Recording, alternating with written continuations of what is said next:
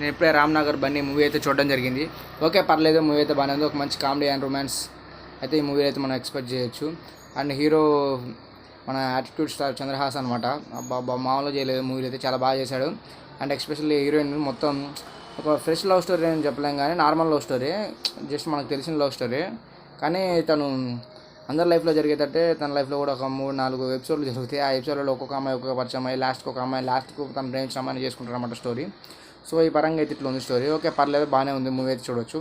And ఒక మంచి movie చూడాలనుకుంటే, ఒక మంచి కామెడీ అండ్ రొమాన్స్ ఎక్కువ చూడాలనుకుంటే మూవీ అయితే చూడవచ్చు. అండ్ అంతేకాకుండా ఈ మూవీలో మెయిన్ హైలైట్ ఏంటంటే ఆ ముగ్గురు హీరోయిన్స్ ఉంటారు. ఆ ముగ్గురు హీరోయిన్స్ చాలా చాలా చాలా బాగున్నారు అండ్ చాలా బాగా పర్ఫార్మెన్స్ చేశారు.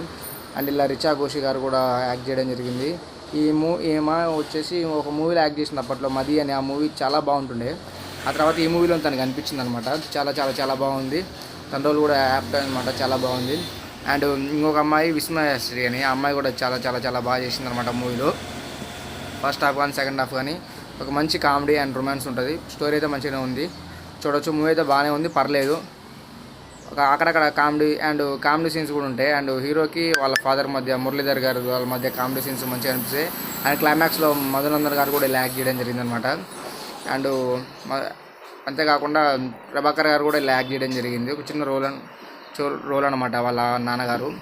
మూవీ అయితే బాగానే ఉంది, పర్లేదు, చూడవచ్చు. ఒక మంచి ఫ్రెష్ లవ్ స్టోరీ అని చెప్పలేం, కానీ మూవీ అయితే ఒక మంచి కామెడీ అండ్ రొమాంటిక్ మూవీ చూడాలనుకుంటే ఈ మూవీ చూడవచ్చు పక్కా.